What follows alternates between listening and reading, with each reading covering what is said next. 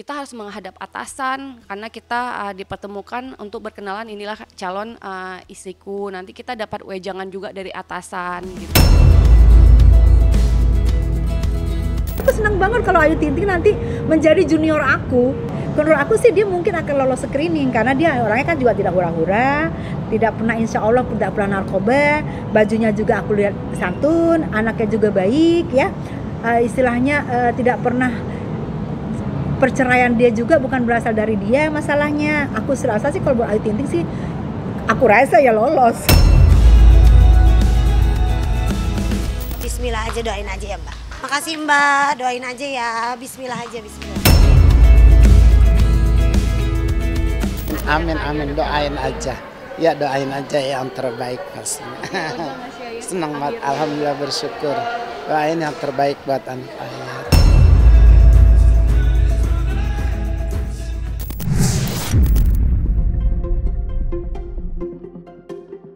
Belakangan, pertunangan Ayu Ting Ting tengah menjadi pusat sorotan lantaran profesi calon suaminya yang merupakan salah satu anggota TNI berpangkat Letnan 1 bernama Muhammad Fardana. Secara otomatis, Ayu Ting Ting akan segera menjadi salah satu anggota Persit Kartika Chandra yang merupakan sebutan untuk persatuan istri dari anggota TNI. Tak sembarangan, untuk bergabung dalam Persit, Ayu Ting Ting diharuskan melewati banyak tahapan dan mengikuti aturan yang telah ditetapkan oleh kesatuan. Meski belum sah menjadi istri dari anggota TNI, Ayu pun mendapat banyak wejangan dari rekan sesama aktris, yakni Juliana Muchtar dan Tessa Mariska yang merupakan istri dari anggota TNI. Diketahui Juliana Muchtar kini telah meninggalkan dunia akting setelah menikah dengan seorang berpangkat letkol. Sedangkan Tessa Mariska sendiri merupakan istri dari anggota berpangkat kolonel. Masing-masing dari keduanya pun turut menceritakan kisah awal mula mereka menjalani proses yang terbilang rumit sebelum menjadi anggota Persit. Meski begitu, Tessa Mariska yang saat ini menjabat sebagai ketua Persit nyatanya begitu antusias ketika mendengar kabar bahwa Ayu Ting Ting akan segera menjadi istri seorang anggota TNI. Dan bisa dipastikan pula bahwa pelantun Sambalado itu akan masuk ke dalam organisasi Persit. Lantas, seperti apa wejangan dan penjelasan Juliana Muchtar dan Tessa Mariska perihal ketentuan sebelum masuk ke dalam anggota Persit? Dan apakah Ayu Ting Ting akan vakum dari dunia keartisan setelah resmi menjadi istri dari perwira TNI nantinya? Kita harus menghadap atasan karena kita dipertemukan untuk berkenalan, inilah calon istriku. Nanti kita dapat wejangan juga dari atasan gitu. Nah, setelah kita berkunjung ke kantor menghadap atasan, administrasi dapat tanda tangan dari atasan di approve gitu ya. Nah, itu sudah dapat tuh surat izin menikah. Setelah acara menikah, saya juga harus memperkenalkan diri ke senior-senior karena di TNI ini ada senior dan junior. Nah, saat saya masuk di kesatuan, saya tahu nih berapa orang senior saya di situ. Saya walaupun kita tidak bisa datang ke rumahnya, kita WA. Mohon izin Ibu, Mbak gitu. Perkenalkan saya istri dari Letkol Infantri Nur Wahyudi. Nama kecil saya ini itu wajib memperkenalkan diri. Mohon izin petunjuk gitu dan arahannya gitu. Nah, itu kita WA semuanya. Tapi kalau memang ada yang senior membukakan pintu untuk, oh kamu main ke rumah, kita datang. Karena banyak sekali wejangan-wejangan yang sangat positif, yang mengarahkan kita untuk mengerti gimana di dalam ini gitu. Kalau Ibu pertama kali aku dulu nikah ya, waktu jadi Ibu Persit, otomatis kalau kita nih tahap-tahapnya itu ribet loh sebenarnya ya. Kita surat semua komplit dulu nih karena kita janda menduda. Surat komplit dulu semua, habis itu dimasukkan surat ke kantor suami. Setelah surat di ACC di kantor suami di kesatuan, setelah masuk di ACC di kesatuan baru kita dipanggil menghadap. Kita sudah dikasih bahan Persit. Sudah menjahit bahan Persit, sudah jadi bahan Persit. Terus begitu surat-surat kita masuk untuk pengajuan, terus kita dipanggil untuk menghadap di komandan kesatuan. Kalau buat Ayu Ting Ting aku seneng banget gitu loh, karena jujur ya Ayu Ting Ting ini berapa kali itu aku masuk di acaranya dia ya, itu anaknya sopan, anaknya santun, aku nggak tahu itu kalau sama aku tuh santun banget, sopan gitu loh. Nggak pernah aku lihat dia neko-neko, nggak pernah macam-macam. Jadi aku senang banget kalau Ayu Ting Ting nanti menjadi junior aku. Satu, dia juga anaknya juga kita tahu ya pendidikannya, kita tahu juga orang tuanya juga tidak pernah macam-macam. Ayu Ting Ting juga tidak pernah neko-neko, tidak pernah maaf ngomong yang gimana gitu. Dan aku sih Ayu pasti akan jalannya akan lebih mulus, akan lebih cepat, dan terutama Ananda Bilqis ya sayangnya nanti akan merasakan kasih sayang. Ibarat memang papa kandung nggak terganti, tapi nanti ada pengakuan dari surat, kita merasa bahwa itu papa kandung kita dan kita adalah anak kandung. Itu yang buat Bilqis nanti akan menjadi semangat buat sekolahnya. Aduh Ayu, aku seneng banget dia menjadi junior aku. Menurut aku sih dia mungkin akan lolos screening karena dia orangnya kan juga tidak hura-hura, tidak pernah, insya Allah tidak pernah narkoba, bajunya juga aku lihat santun, anaknya juga baik ya, istilahnya tidak pernah. Perceraian dia juga bukan berasal dari dia masalahnya. Aku rasa sih kalau buat Ayu Ting Ting sih, aku rasa ya lolos. Aku rasa karena terus dilihat juga keluarganya kan keluarga baik-baik ya, keluarga ayah juga baik-baik, umi juga baik-baik, mungkin juga lolos. Jadi itu nanti itu dari pihak ibu juga ditanya siapa aja di keluarganya gitu. Jadi ada tertulis dan wawancara. Sama kayak aku, nanti data anak juga dimasuk, terus ada juga pengakuan dari anak bahwa akan menganggap bapaknya sebagai bapak kandung, dan pengakuan juga dari si bapak bahwa nanti akan menganggap anak ini sebagai anak kandung. Jadi buat anak kita jelas, buat anak aku, oh anak aku udahlah ini merasa seperti bapak kandungnya, dan papanya juga merasa bahwa ini anak kandungnya, jadi dijamin gitu. Yang dilakukan sama aja lah seperti istri lain ya. Apalagi aku lihat kan Ayu juga tata cara sikapnya juga bagus. Kalau ngapak itu biasa ya, itu kan itu dialek kita lah ya. Kayak aku bilang ngapak kan nggak anggun-anggun kan, ya itu nggak apa-apa. Dan Ayu juga nggak pernah macam-macam. Ya menurut aku sih Ayu kalau bisa nggak ada sih yang harus dia bagus kok, nggak pernah macam-macam. Istilahnya makanya setuju aja kan dari aku rasa sebenarnya Ayu ini udah di ACC kali. Kayak kalau Ayu kan dia ininya 2 ya.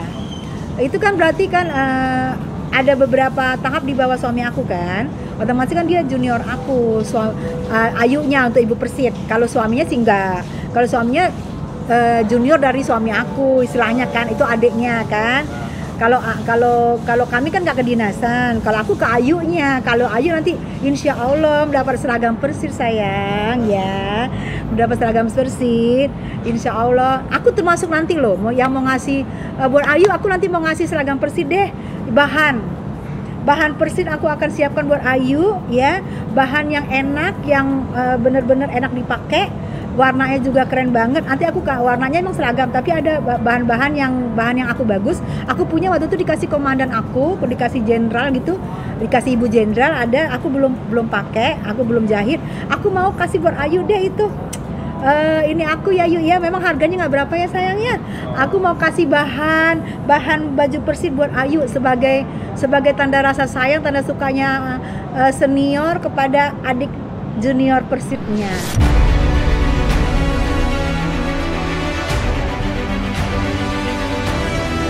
Hanya sekedar ngejok konten. Kalau salah ya salah. Bisa berlatih. Saksikan bersama saya Vista Putri pukul 18.00 hanya di Cumi. Visit di cumi-cumi.com. I think we started something, gonna tell the world again. Oh, you're so beautiful. Selain Tessa Mariska dan Juliana Muchtar, terdapat pula nama aktris cantik Anissa Pohan yang dulunya merupakan anggota dari Persit setelah dirinya resmi menikah dengan Agus Harimurti Yudhoyono yang sebelumnya menjabat sebagai Mayor TNI Angkatan Darat. Tentu jam terbang Anissa dalam organisasi Persit tak bisa dipandang sebelah mata lantaran dirinya sempat menjabat sebagai ketua dalam organisasi tersebut.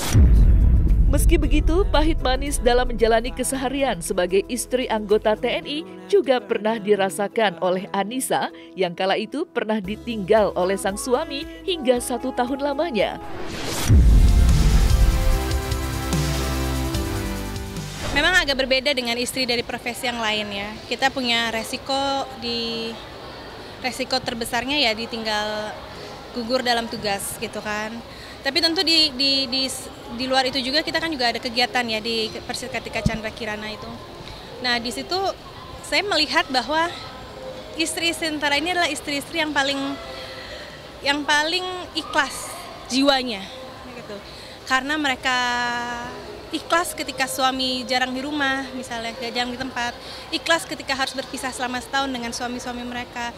Ikhlas ketika harus mengurus anaknya sendiri tanpa suami mereka. Ikhlas ketika harus menghadapi segala sesuatu sendiri tanpa suaminya. Ikhlas ketika dia harus, selain juga dia tidak ada suami, dia harus mengurusi orang lain gitu. Dalam arti mengurusi organisasi, mengurus anggota. Kan kami ada organisasi karena mereka bekerja secara sukarela. Saya punya pengurus ada 25, kami semua 25 pengurus di ranting saya. Kemudian saya punya anggota 300 lebih gitu kan. Jadi ketika saya minta tolong bantuan untuk organisasi, mereka dengan semangatnya membantu, ikhlas gitu. Saya tidak pernah menemukan, bukan tidak pernah, tapi saya jarang sekali menemukan orang yang mau bekerja tanpa pamrih, tanpa imbalan gitu. Dalam arti untuk organisasi, tentu tujuan dari organisasi untuk sosial dan juga untuk kebudayaan, pendidikan dan sebagainya. Jadi untuk kesejahteraan anggota juga. Jadi kami sebenarnya mirip-mirip juga dengan Yayasan Tunggadewi gitu ya. Jadi apa yang saya lakukan di Persit itu juga untuk memberdayakan kaum perempuannya, kemudian juga memberikan hidup yang layak juga untuk istri prajurit maupun untuk anak-anak mereka. Mengabdinya tidak hanya pada suami. Ya benar, kata mengabdi itu memang lekat dengan istri prajurit ya. Tentu dengan suami karena kan tugas utamanya adalah mendukung tugas pokok suami gitu kan.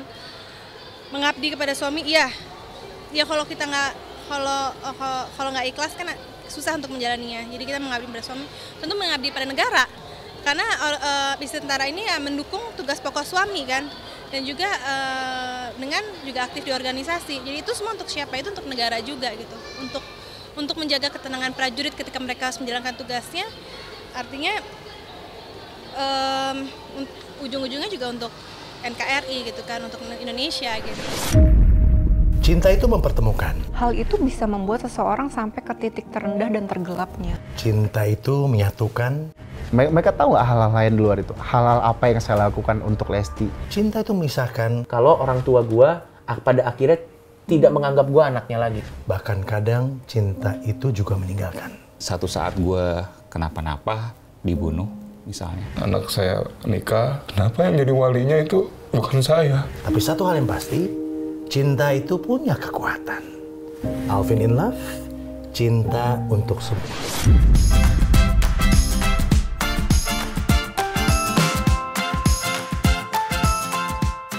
Meski tengah diliputi oleh rasa bahagia, Ayu Ting Ting nyatanya masih belum mau terbuka untuk membeberkan perihal tanggal pernikahannya. Namun banyak sekali yang menyebut jika ibu satu anak itu akan melangsungkan pernikahannya dalam waktu dekat. Mengapa demikian? Hal itu lantaran Ayu dan Fardana dikabarkan telah mempersiapkan hal-hal yang menyangkut di hari pernikahannya nanti. Dan seperti inilah penjelasan pihak wedding organizer perihal rencana pernikahan Ayu Ting Ting dan Letu Fardana yang diprediksi akan digelar secara meriah.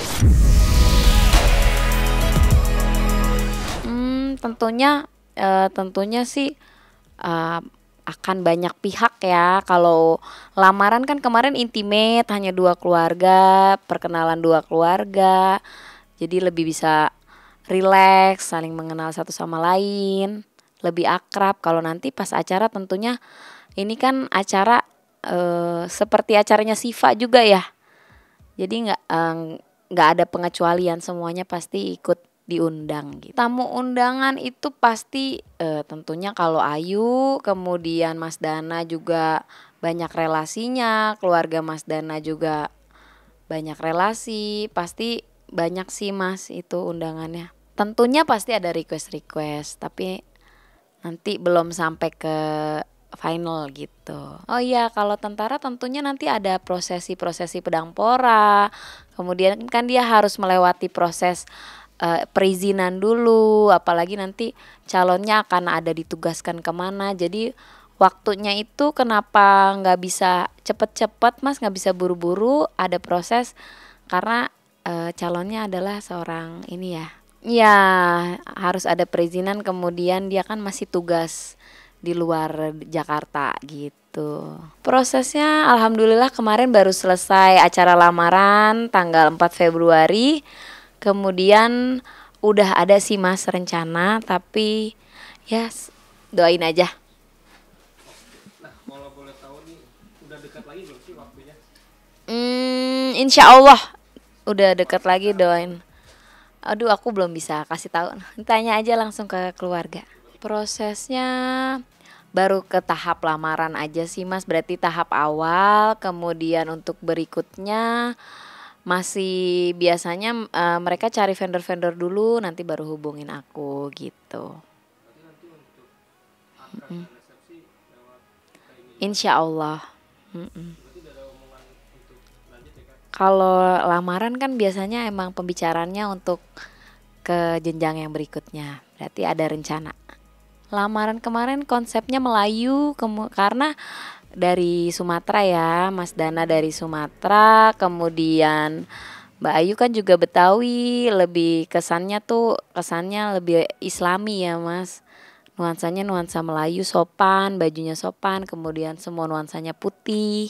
Enggak sih kalau Ayu, karena kita udah beberapa kali juga ya, kemarin ada acaranya Sifat, terus acara Ayu Bilqis selalu sama Sista juga, jadi lancar-lancar aja sih alhamdulillah.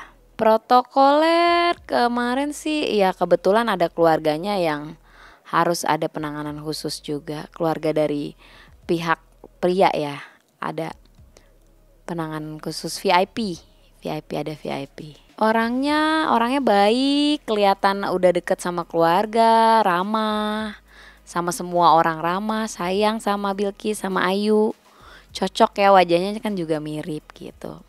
Kelihatan sih sosoknya bertanggung jawab. Amin, doain aja. Ya doain aja yang terbaik pastinya.